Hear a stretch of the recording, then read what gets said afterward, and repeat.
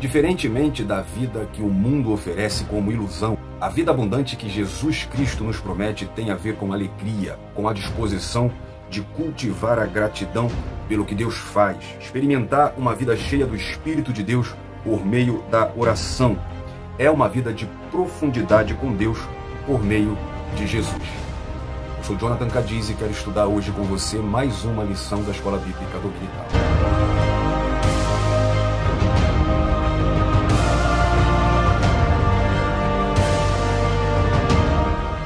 A paz do Senhor, povo de Deus, tudo bem com você? Espero que sim. Bom dia, boa tarde, boa noite, a depender do horário que você está entrando com a gente aqui no canal. Hoje nós vamos para mais uma lição, a penúltima lição da Escola Bíblica Dominical da CPAD da classe dos adultos, chegando no fim desse quarto trimestre de 2024. Essa revista que nós estamos estudando, comentada pelo pastor Elinaldo Renovato de Lima, tem como tema as promessas de Deus. Confie e viva as bênçãos do Senhor, porque fiel é o que prometeu. Porque, claro, para viver tem que confiar, é condicional. Aprendemos isso durante o trimestre, promessas condicionais, promessas incondicionais. Então, como eu disse, hoje é essa penúltima lição, a lição 12, que será ministrada, pelo menos na maioria das nossas igrejas, no dia 22 de dezembro, chegando o final do ano, chegando festas, a sua igreja pode estar com alguma dinâmica diferente. Pode ser que essa lição já tenha se passado, ou passe depois, não necessariamente no domingo, dia 22. Vai na descrição, porque nós já temos o link da nova revista, tá bom? De aluno e também de professor. Link com dinâmicas, link com subsídios, bastante material para ajudar a sua escola bíblica dominical, tá bom? Se você ainda não se inscreveu, se inscreva no nosso canal, deixa o seu like, ativa aí o sininho para você receber as notificações. Quando você faz tudo isso, você abençoa demais esse canal que está aí empenhado em tentar também te abençoar com conteúdos bíblicos. Quando você fizer toda essa sequência, o YouTube entende que nossos materiais são relevantes, então a gente tem mais possibilidade de visualizações. Então faça a palavra de Deus chegar para mais pessoas, tá? Então compartilhe, comente, também o seu comentário é muito importante. Você que já é inscrito, também não deixe de comentar, deixe o seu like, tá bom? É muito importante. E é claro, compartilhe com o máximo de pessoas que você puder. Assim você estará compartilhando certamente a palavra de Deus, porque por ela, claro, né, sempre nós vamos juntos sendo edificados pela palavra de Deus.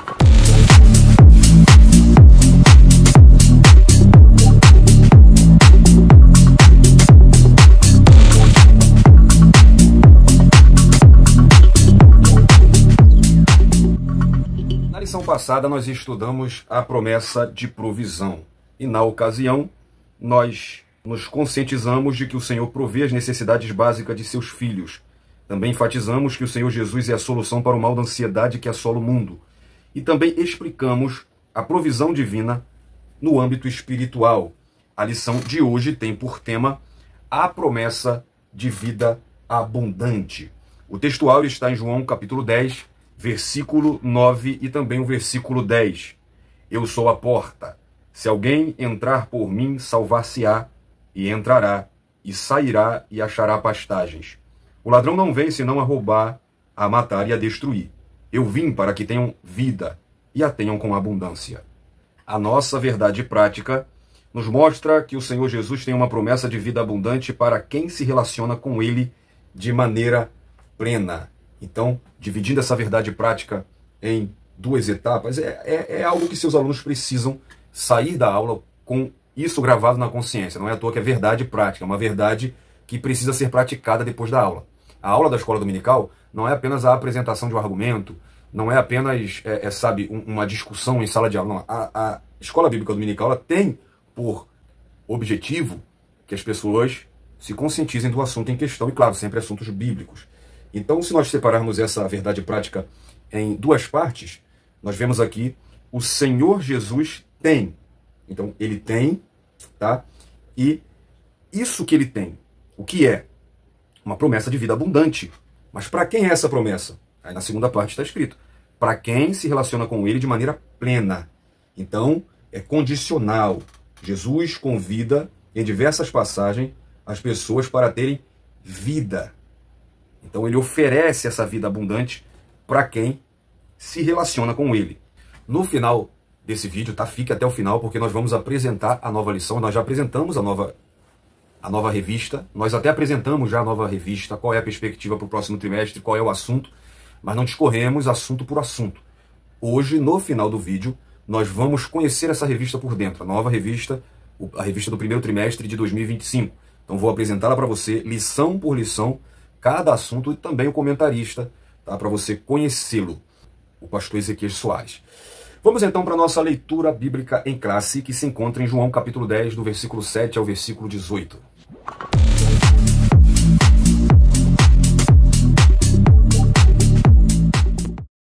João capítulo 10. Tornou, pois, Jesus a dizer-lhes: em verdade vos digo, que eu sou a porta das ovelhas. Todos quantos vieram antes de mim são ladrões e salteadores, mas as ovelhas não os ouviram. Eu sou a porta. Se alguém entrar por mim, salvar-se-á, e entrará e sairá, e achará pastagens. O ladrão não vem senão a roubar, a matar e a destruir. Eu vim para que tenham vida e a tenham com abundância. Eu sou o bom pastor. O bom pastor dá a sua vida pelas ovelhas. Mas o mercenário e o que não é pastor, de quem não são as ovelhas, vê vir o lobo e deixa as ovelhas e foge. E o lobo as arrebata e dispersa as ovelhas. Ora, o mercenário foge porque é mercenário e não tem cuidado das ovelhas. Eu sou o bom pastor e conheço as minhas ovelhas, e das minhas sou conhecido. Assim como o Pai me conhece a mim, também eu conheço o Pai e dou a minha vida pelas ovelhas. Ainda tenho outras ovelhas que não são deste aprisco. Também me convém agregar estas, e elas ouvirão a minha voz, e haverá um rebanho e um pastor. Por isto o Pai me ama, porque dou a minha vida para tornar a tomá-la. Ninguém me tira de mim, mas eu de mim mesmo a dou. Tenho poder para dar e poder para tornar a tomá-la. Este mandamento recebi de meu Pai. Então muitas pessoas vivem um contexto de vida completamente contrário à promessa de vida abundante que Jesus prometeu, conforme lemos em João capítulo 10. O nosso Senhor é a porta por onde suas ovelhas passam. Ele é o bom pastor que cuida delas. Por isso, quem está em Cristo encontra verdadeiramente a vida abundante que ele prometeu. Então, nessa lição, veremos que o Senhor Jesus é a fonte dessa vida abundante e que, mediante um relacionamento profundo com Jesus, desfrutaremos a verdadeira vida que ele nos prometeu. Então, é interessante, esse texto de João capítulo 10, Jesus fala de um mercenário, de um ladrão, que não é um pastor, é um falso pastor. Este vem matar, roubar e destruir. Versículo 10. Embora Satanás tenha essas características, esses objetivos, melhor dizendo, né? Não é Satanás o tema de Jesus. Tá? Portanto, não troque o texto, como a gente vê as pessoas de tanto ouvir repetir. O diabo vem matar, roubar e destruir. Tá? Então, não é o diabo que o texto está dizendo, mas o ladrão, o mercenário. Agora, quem é o ladrão? Quem é esse mercenário? Jesus se refere aos falsos líderes que tinham, e têm, obviamente, como motivação o interesse próprio e não o cuidado das ovelhas. Então, João 10, Jesus é a porta onde entramos, saímos, achamos pastagem. Então, ele é a porta da salvação. Em João 14,6, mostra que ele é o caminho, ele é a verdade, ele é a vida, e ninguém vai ao Pai se não for por ele. Então, ele é uma porta para a salvação. Por exemplo, Atos 14:22, a salvação é vista como uma porta de entrada. Nos importa entrar no reino de Deus. Na própria parábola das 10 virgens citada por Jesus, né, a salvação ali, ela é ilustrada por uma porta. Né, e no versículo 10 de Mateus capítulo 25, a porta se fechou. Então Jesus é a porta que nos dá acesso à salvação. Então ele também é o pastor que, enquanto estamos seguindo para essa futura salvação, nos ajuda, nos sustenta, né, nos protege. Esses são os papéis do pastor que a gente vai ver um pouco mais para frente. Vamos ver o mapa mental da nossa lição, o esboço da nossa lição, sempre lembrando a você, né, no nosso link tem nossas redes sociais, especialmente o Facebook, tá? Ou você pode ir lá no Facebook e clicar, escrever Colégio do Discípulo. Todo o material que a gente coloca aqui, a gente disponibiliza lá, antes mesmo da gente colocar aqui. E a leitura diária também nós colocamos lá. Então, se você quer ter acesso a todos esses materiais que a gente coloca aqui, inclusive esse material, inclusive esse mapa mental, vai lá no nosso Facebook, tá bom? Bom, a palavra-chave dessa lição é vida abundante. Na verdade, são palavras-chave.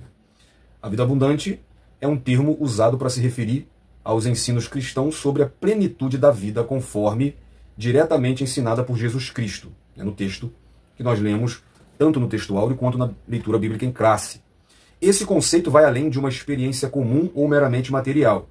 Ele aponta para uma vida plena, completa e rica em propósito, marcada pela intimidade com Deus, alegria verdadeira e paz interior. Então, nessa lição, nós vamos ter a oportunidade de apresentar o Senhor Jesus como a fonte de vida abundante. Então, no primeiro tópico, nós vamos ver Jesus, a fonte de vida abundante, dividida em 3 subtópicos. A fonte de verdadeira vida, a fonte de vida abundante e a fonte de amor. Em segundo lugar, nós vamos, nesta lição, conceituar e explicar a vida abundante.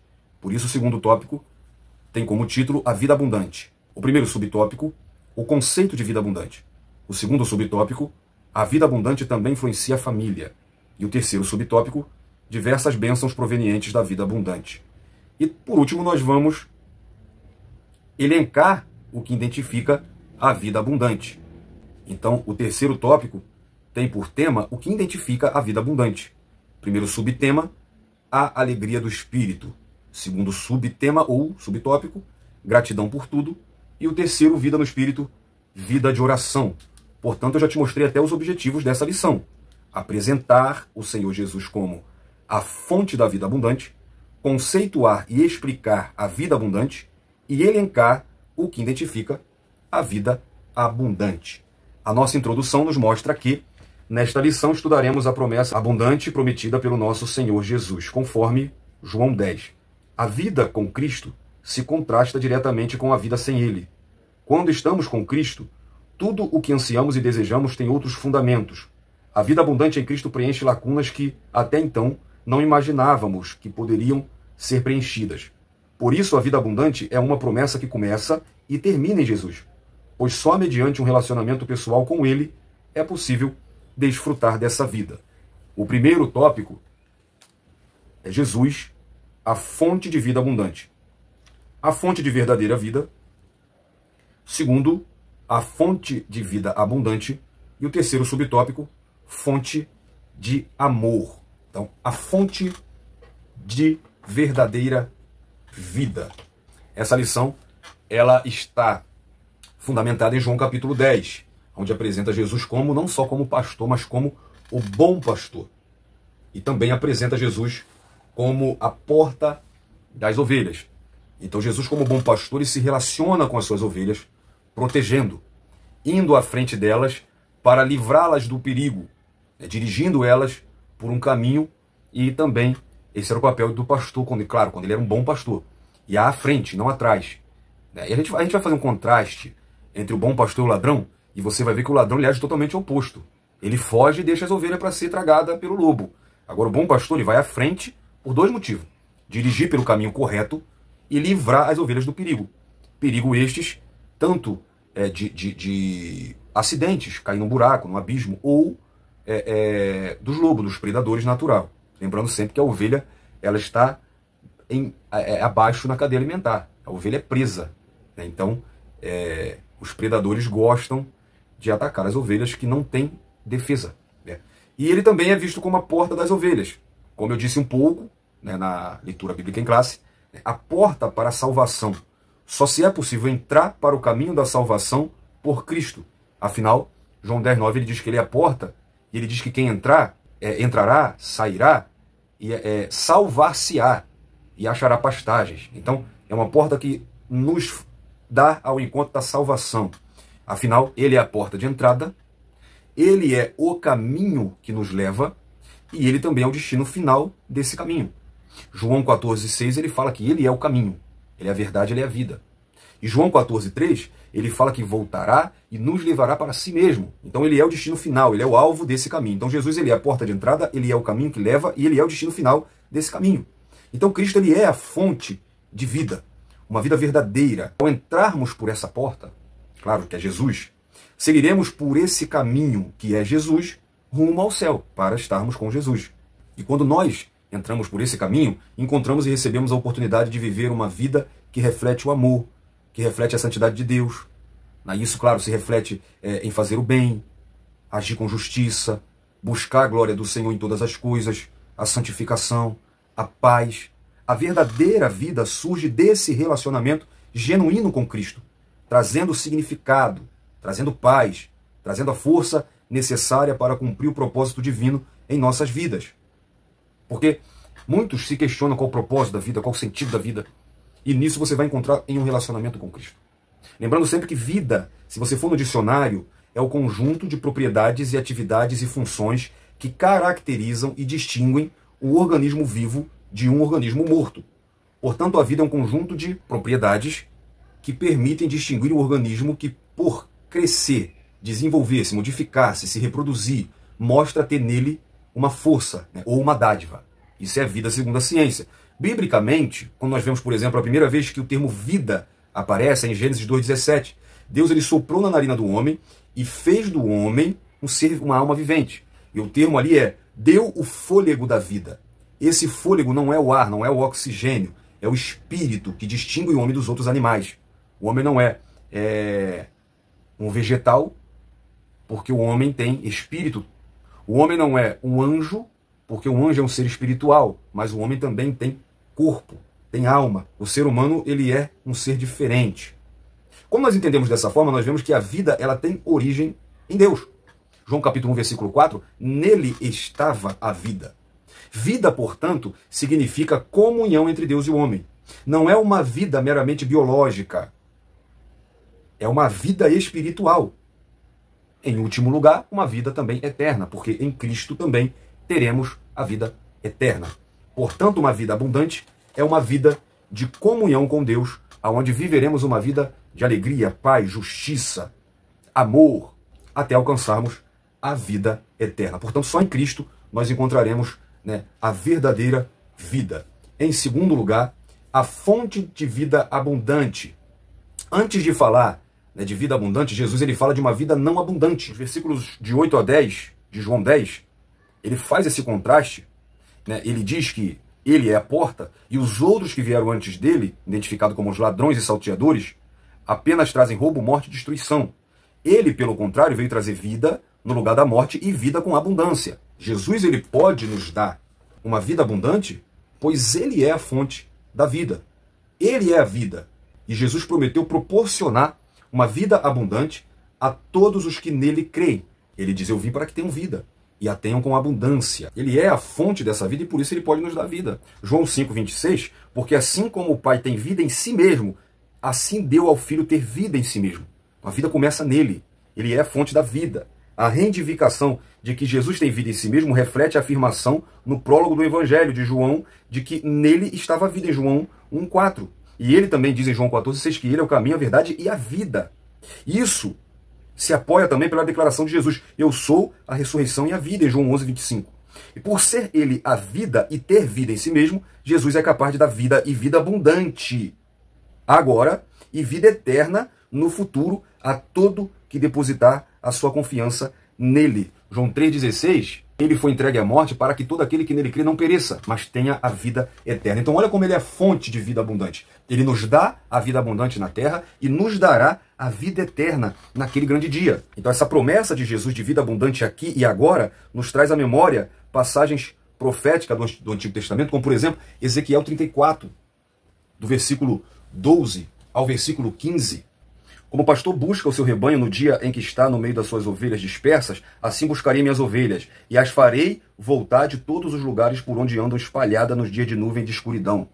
E as tirarei dos povos, e as farei vir dos diversos países, e as trarei à sua terra, e as apacentarei nos montes de Israel, junto às correntes, e em todas as habitações da terra. Em bons pastos as apacentarei, e nos altos montes de Israel será a sua malhada. Ali se deitarão numa boa malhada, e pastarão em pastos gordos nos montes de Israel. Eu apacentarei as minhas ovelhas, e as farei repousar, diz o Senhor Jeová. Então, a nossa vida plena, ou vida abundante, nessa vida nós temos paz com Deus. Romanos capítulo 5, versículo 1. Sendo, pois, justificado em Cristo, tendes paz com Deus. Somos abençoados em todos os sentidos. Efésios capítulo 1, versículo 3. Bendito o Deus e Pai de nosso Senhor Jesus Cristo, o qual nos abençoou com todas as bênçãos espirituais nos lugares celestiais em Cristo. Vejamos a vida oferecida por Cristo. É uma vida para os mortos. João 11, 25. Eu sou a ressurreição e a vida. Quem crê em mim, ainda que esteja morto, viverá. O caminho, a verdade e a vida, conforme João 14, 6. Romanos, capítulo 5, versículo 21. A vida eterna. Olha o que Paulo fala. Para que, assim como o pecado reinou na morte, também a graça reinasse pela justiça para a vida eterna por Jesus Cristo, nosso Senhor.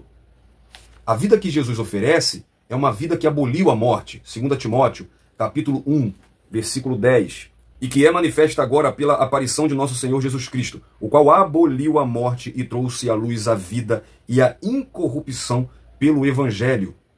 A vida oferecida por Cristo é genuína, porque, como eu disse, ele é a única fonte de vida. 1 João capítulo 5, versículo 12. Quem tem o Filho tem a vida. Quem não tem o Filho de Deus não tem a vida. E é claro, é uma vida abundante, conforme nós vemos em João capítulo 10, versículo 10. Eu vim para que tenham vida e a tenham com abundância. Então, olha o contraste entre Jesus e entre o ladrão. Nós temos em João 10 o ladrão e o bom pastor. João capítulo 10, versículo 1 e 2, que na verdade vos digo, que aquele que não entra pela porta no curral das ovelhas, mas sobe por outra parte, é ladrão e salteador. Aquele, porém, que entra pela porta é o pastor das ovelhas. Este ladrão, as ovelhas fogem dele porque não conhece a sua voz, versículo 5. As ovelhas não o ouvem, versículo 8. Jesus diz no versículo 10 que ele vem matar, roubar e destruir. Ele é o falso pastor. Ele é covarde e foge e deixa as ovelhas para serem devoradas pelos lobos, versículo 12. Porque o interesse dele não é salvar as ovelhas. O interesse dele é interesse próprio. Versículo 13, ele não tem cuidado pelas ovelhas. Sempre trazendo em mente que Jesus está falando aqui do falso líder, do falso guia. Jesus está falando dos falsos líderes, tanto que ele diz que vieram antes dele. É bom você entender isso. Se aplica ao diabo? Pode aplicar. O próprio comentarista aplicou. Mas Jesus, ele não está falando do diabo. Essas atribuições são feitas ao diabo, obviamente. Até porque quem usa esses líderes é o diabo. Mas aqui é um falso líder. E aqui vai uma dica. Cuidado com os líderes da internet, das redes sociais. Ele não está interessado em você, a maioria, perdão. Está interessado em likes. Está interessado em se promover. Para ele é muito bom falar mal da igreja. Cuidado com o falso pastor. Não entrou pela porta. É ladrão. Agora o bom pastor, as ovelhas ouvem a sua voz, versículo 3. Ele vai adiante das ovelhas para protegê-la, como eu disse, versículo 4. Enquanto o falso pastor, o falso líder, ele vem matar, o bom pastor ele veio para dar vida, e vida com abundância. Ele diz assim, o que entrar pela porta salvar-se-á e encontrará pastagem. Então ele oferece salvação e alimento. Enquanto o falso pastor vem matar, roubar, destruir, enquanto o falso pastor deixa as ovelhas para morrer, o versículo 11, versículo 15 diz que o bom pastor, ele dá a vida pelas ovelhas. Enquanto o falso pastor não é conhecido pelas ovelhas, e as ovelhas não conhecem a voz dele, o bom pastor conhece a voz das ovelhas, as ovelhas conhecem a sua voz. Ele conhece suas ovelhas e é conhecido delas, versículo 14. Então Jesus é esse bom pastor. Ele é a perfeita fonte da vida. Já que o nosso título é A Fonte da Vida Abundante, então Cristo, ele é a perfeita fonte da vida. Trata-se de uma vida outorgada, que lá em João 3, versículo 36, ele diz, aquele que crê no Filho tem a vida eterna, mas aquele que não crê no Filho não verá a vida, mas a ira de Deus sobre ele permanece. Trata-se de uma vida espiritual, Romanos capítulo 8, versículo 9, vós, porém, não estáis na carne, mas no Espírito, se é que o Espírito de Deus habita em vós. Mas se alguém não tem o Espírito de Cristo, esse tal não é dele. Ainda no capítulo 8, trata-se de uma vida gloriosa. Romanos 8, 17, Paulo diz que se nós somos filhos, somos logo herdeiros também, herdeiros de Deus e co-herdeiros de Cristo. Se é certo que com ele padecemos, para que também com ele sejamos glorificados. Trata-se de uma vida eterna. Jesus disse para aquela mulher samaritana em João 4,14 que a água que ele dá flui para a vida eterna. E é claro, João 10,10, trata-se de uma vida abundante. Então, Jesus é a fonte de vida abundante, de vida plena. Agora, a fonte de amor. Bom, o que é fonte, né? A gente está falando de fonte, mas de repente você não tem a percepção do que é fonte. A fonte é uma nascente de água. A fonte é o início, onde a água emerge do solo. É uma nascente. Ali se inicia, dali se prolonga, às vezes formando rios, formando lagos. Então Jesus, como fonte da vida, ou fonte do amor, significa que isso nasce nele e continua por ele e através dele. O amor é um atributo divino. Então, como um bom pastor, Jesus conhece suas ovelhas e sacrifica a sua própria vida por elas, mostrando um amor autêntico e sacrificial. João 3,16 foi por amor que ele se entregou pelas ovelhas. Eu já ouvi alguém dizer que Deus pegou Jesus, desce lá para resolver isso, porque senão vou descer, vou exterminar todo mundo. Não, não foi por imposição, não foi por raiva. A cruz não foi falta de opção. A cruz não foi raiva de Deus. Aí ele deu seu filho para resolver o problema, de ter criado o homem. Pelo contrário, a cruz foi a maior prova de amor da humanidade. Romanos 5,8, nisto Deus prova o seu amor para conosco, em que deu o seu filho para morrer por nós, sendo nós ainda pecadores. Pesquisa no Google qual a maior prova de amor. Pesquisa mesmo. E vai aparecer para você que a maior prova de amor foi Deus ter dado o seu filho para se entregar pela humanidade.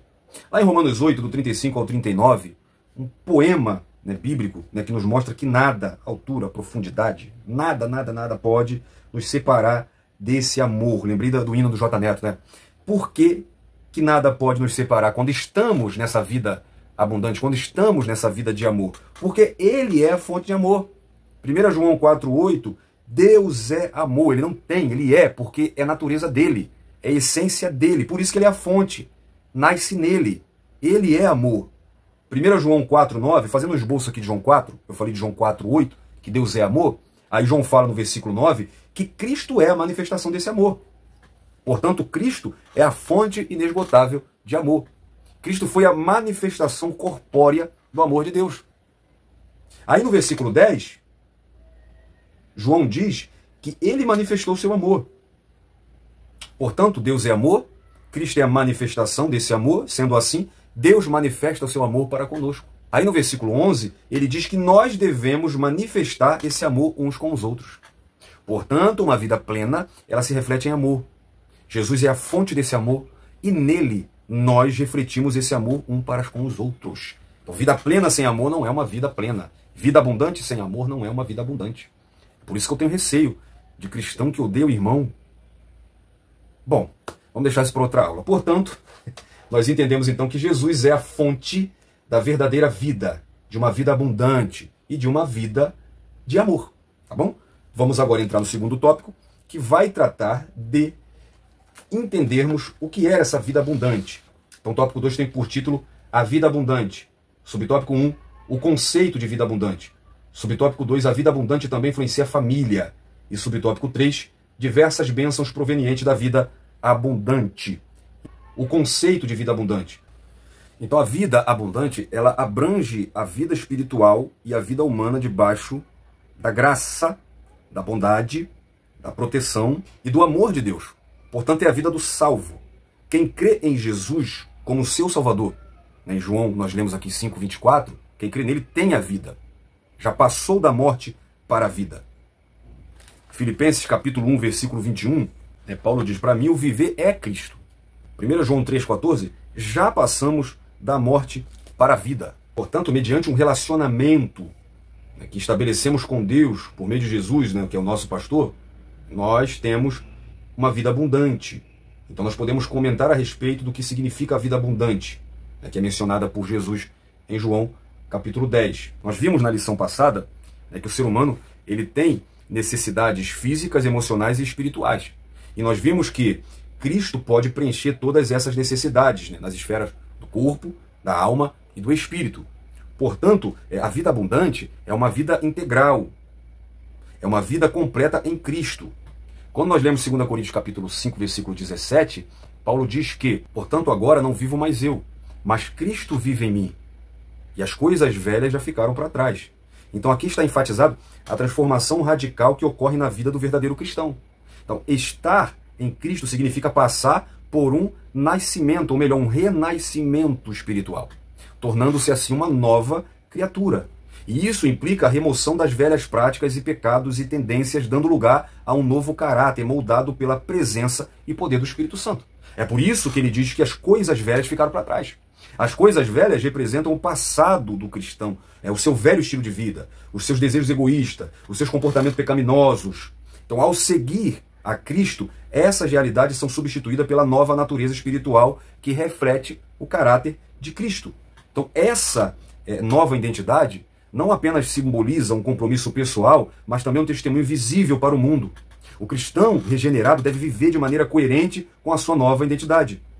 Precisa demonstrar amor, justiça e retidão. Então esse é o conceito de uma vida abundante. Enquanto a vida abundante para o mundo é uma vida farta materialmente, em Cristo, é claro que nós vamos necessitar das áreas físicas, como nós vimos na lição passada, mas é muito mais do que isso. Abrange a esfera espiritual. A vida abundante também influencia a família. Muito importante isso. É muito importante. Por quê? Quando nós vemos, por exemplo, o comentarista ele vai citar o texto de Atos 16:31, quando o carcereiro ele faz, para mim é uma das mais importantes perguntas da Bíblia. É o que faço para ser salvo? E aí Paulo fala, crê no Senhor Jesus Cristo e será salvo tu e a tua casa. Isso é muito importante porque Paulo ele está oferecendo para aquele homem algo que também vai refletir na família. E é triste, muitas pessoas nas igrejas, inclusive pastores, são salvas, mas perderam suas famílias. Isso não é uma vida abundante. O próprio comentarista ele dá um testemunho no livro de apoio, que é importante também, uma dica, tá? Compre o livro de apoio, está chegando no primeiro trimestre, compre o livro de apoio também, que vai te ajudar muito. Então, o pastor Elinaldo Renovato, ele conta que no lançamento de um livro dele que tratava sobre família, um pastor muito renomado, conceituado, muito antigo, falou para ele, eu tinha que ter comprado esse livro do senhor antes. Ele, por quê? Porque eu abri muitas igrejas, a minha agenda é muito cheia, eu ajudei a fundar centenas e centenas de igrejas, preguei em muitos lugares, e etc. Mas perdi minha família. Eu ganhei muito jovem para Jesus, mas os meus filhos quase todos se desviaram. Já disse um sábio, se você perde uma igreja, você terá outra. Mas e se você perder sua família? Existem muitos pastores, missionários, evangelistas que perderam sua família porque priorizaram mais o ministério do que a esposa e os filhos. Procuraram atender muitas agendas, em troca de cachês e tudo, né? Mas priorizaram isso, trocaram isso, acharam isso melhor do que cuidar da sua própria casa. Nunca fizeram culto doméstico e não souberam administrar o tempo e as prioridades na vida do obreiro. Lembra da lição que nós estudamos sobre promessas para pais e filhos? Se eu não me engano, foi a lição 9. Nós falamos sobre as prioridades. Primeiro vem Deus, depois sua família, depois seu trabalho. Aí então, e não menos importante, a sua igreja. Sua igreja local, obviamente. Isso é muito importante, não pode trocar essa lista de prioridade. Todos os que não observam, trocam essa lista, trocam de lugar, coloca o trabalho na frente da família, coloca a igreja na frente da família, coloca a família na frente de Deus, também pode dar problema, porque Deus é que pode guiar a sua família. Uma família sem Deus é uma família à deriva. É só você lembrar da família do próprio Abraão, quando quis agir por conta própria e com a própria concubina fez um filho. Então, isso, eu me lembrei até aqui de uma lição do ano retrasado, de uma revista sobre família, que agora eu não lembro muito bem, mas que uma das lições era quando a família age por conta própria. E falou justamente de Abraão. Então, por exemplo, Josué 24:15. Eu não quero ler com você apenas o que eu tenho aqui em mente, quando Josué fala, eu e minha casa serviremos ao Senhor. Não, eu quero ler com você tudo que Josué fala nesse versículo para a nossa meditação. Eu falei agora, né, como se eu estivesse no púlpito. Estou, né? Não deixa de ser um púlpito. Josué 24:15. Porém, se vos parece mal aos vossos olhos servir ao Senhor, escolhei hoje a quem servais. Se os deuses a quem serviram os vossos pais, que estavam da além do rio, ou os deuses dos amorreus, em cuja terra habitais. Porém, aí olha o que ele fala, ó, e a minha casa serviremos ao Senhor. Então, todos os que não observam essa ordem das coisas colhem triste resultado para si e para a família depois. Então, uma vida abundante precisa influenciar a nossa família. Senão, não é uma vida abundante, não é uma vida plena.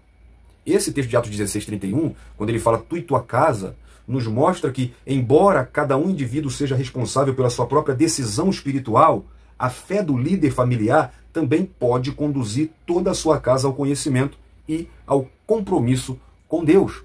Por que Pedro fala que a mulher, ela ganha o esposo em silêncio?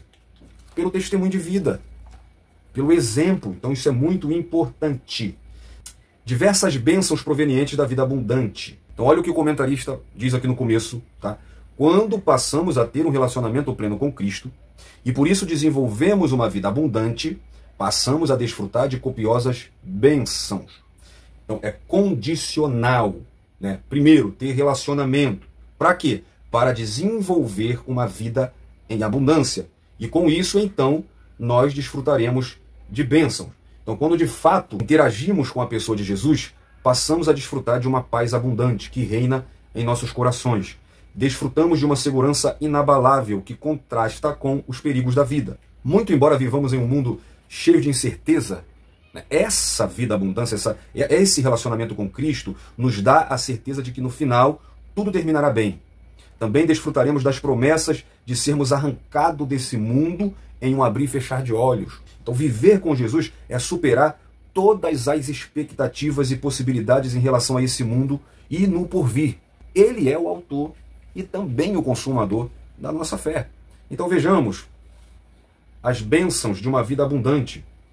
A paz em Deus, porque é claro que a paz, né, em Deus e a tranquilidade nas decisões, né, trata de uma realidade prometida pelas Escrituras.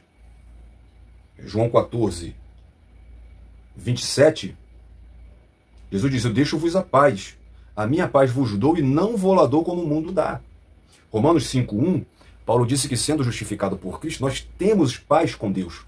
Essa paz, só o que pode nos dar é o relacionamento com Jesus.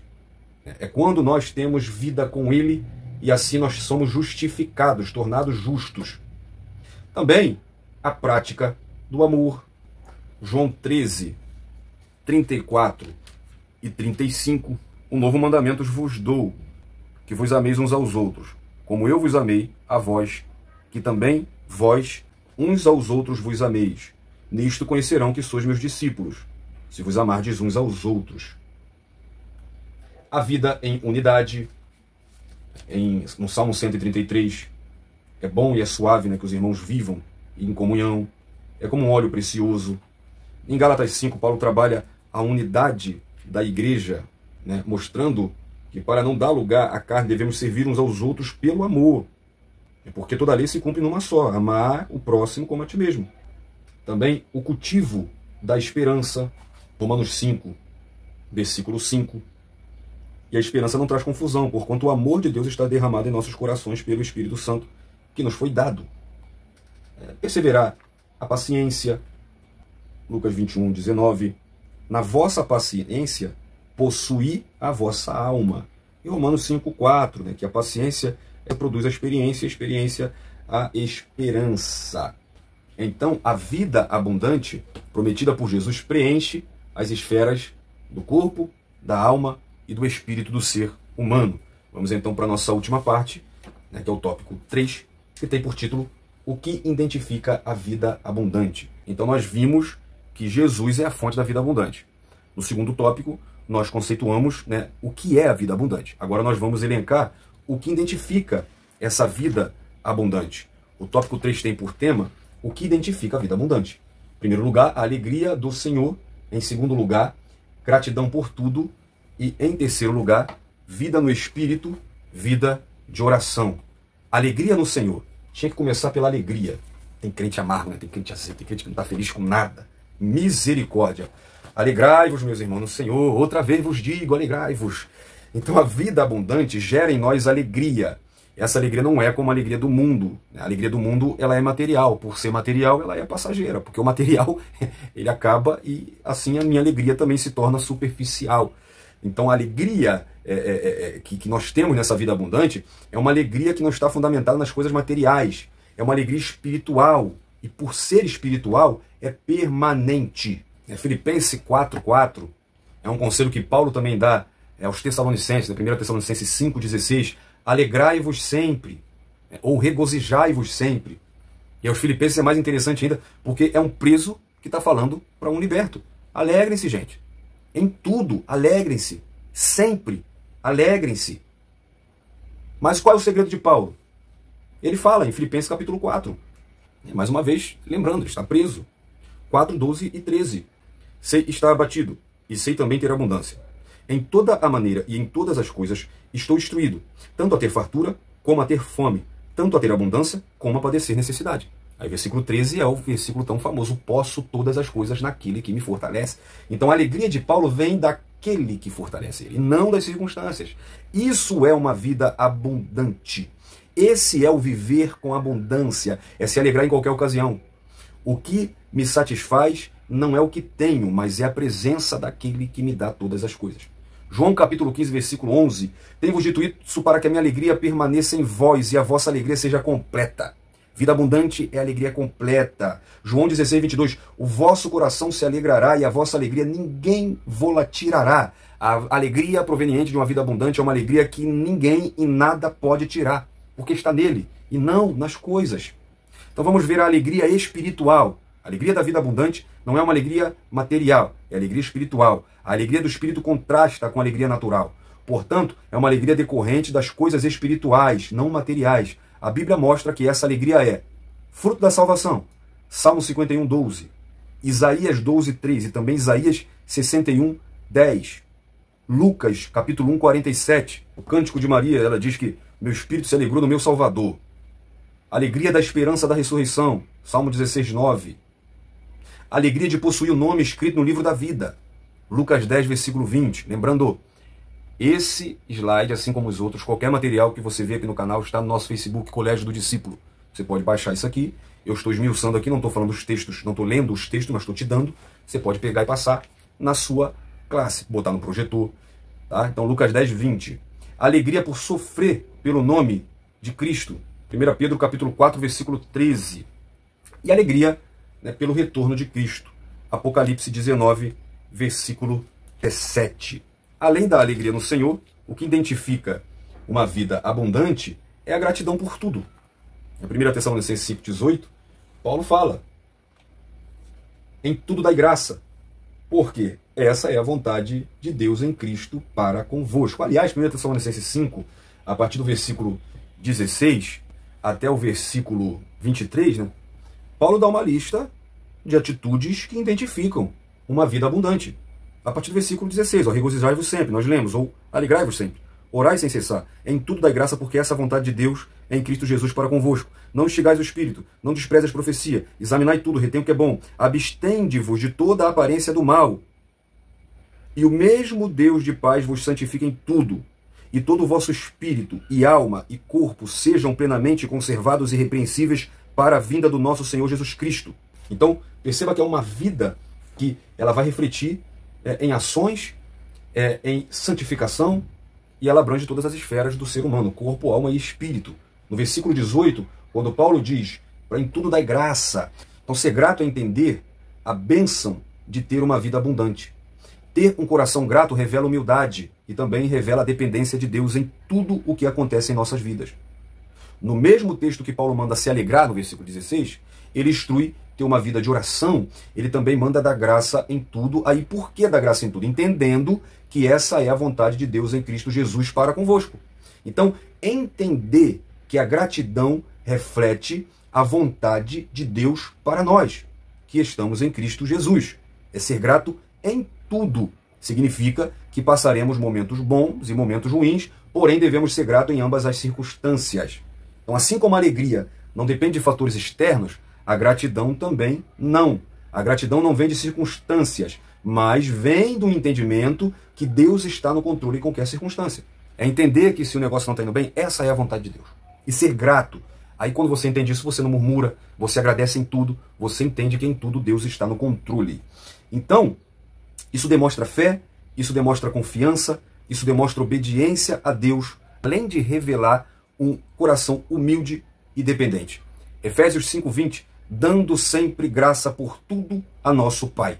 Colossenses 3:17, e quando fizerte por palavra ou por obras, fazei tudo em nome do nosso Senhor, dando a Ele graças a Deus e Pai.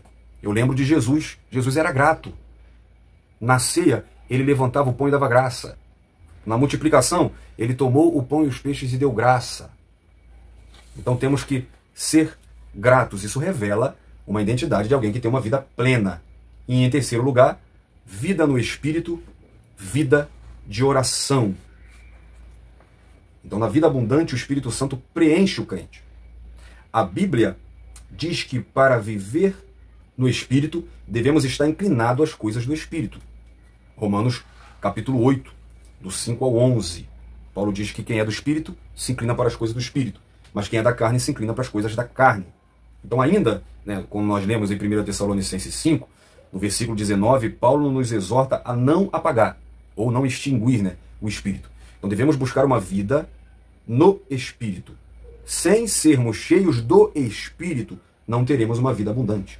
Ser cheio do Espírito, na teologia lucana, em Atos e em Lucas, fala de poder do Espírito, batismo no Espírito, buscar os melhores dons, como Paulo fala em 1 Coríntios 12, 31. Agora, ser cheio do Espírito, na teologia paulina, refere-se à mudança de caráter, à santificação, à comunhão constante com Deus, à regeneração, é ter o caráter de Cristo, é andar no Espírito, é ter a mente de Cristo. Isso implica na mente e nas ações, tendo discernimento espiritual, sabedoria, autocontrole e uma disposição para obedecer à vontade divina e uma vida de oração. Porque se quem é do Espírito, tem o Espírito habitando nele, o Espírito leva nossas orações a Deus. Se somos do Espírito, nós se inclinamos para as coisas do Espírito, então é claro que eu vou ter uma vida de oração. Precisamos cultivar uma vida de oração. Esse é um elemento indispensável numa vida abundante. Paulo diz em Colossenses 4:2, perseverai em oração. Quanto mais se aproximamos de Deus, mais abundantes seremos. E o Espírito faz isso, ele se inclina para as coisas do Espírito. A vida de oração nos aproxima de Deus. Então no texto, Paulo nos convida a ter uma vida constante de oração. Só assim nós teremos uma vida abundante. O que identifica a vida abundante são a alegria do Senhor, a gratidão e a vida cheia do Espírito. A nossa conclusão diz que o Senhor é a fonte da vida abundante, pois Ele mesmo nos prometeu. Esta promessa está disponível a cada crente que desenvolve um relacionamento pessoal com o nosso Senhor. Nesse relacionamento, nossa família é abençoada. Podemos desfrutar de copiosas bênçãos, além de andarmos em alegria e gratidão em espírito. A vida abundante em Cristo é a nova vida que Ele prometeu para os que creem nele como Salvador e Senhor. Espero ter contribuído para mais essa lição. Te espero até as próximas lições, querendo Deus, se Jesus permitir. Fique agora com a apresentação da nova revista da Escola Bíblica Dominical. A revista do primeiro trimestre de 2025, da classe dos adultos da CPAD, tem como título Em Defesa da Fé Cristã, combatendo as heresias antigas que se apresentam com nova aparência. Já grava isso. Toda heresia, ela não é nova, ela só tem uma nova roupagem, mas é coisa antiga.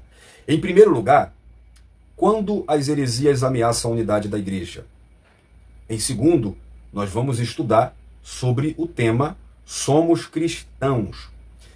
Em terceiro lugar, muito importante, vamos ver a encarnação do Verbo.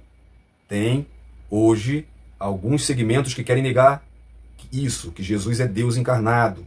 Outra coisa que querem negar, nós vamos estudar na quarta lição, é que Deus é triuno. Querem negar a trindade, são chamados unicistas. Em quinto lugar, Jesus é Deus, tá? Testemunha de Jeová, tá?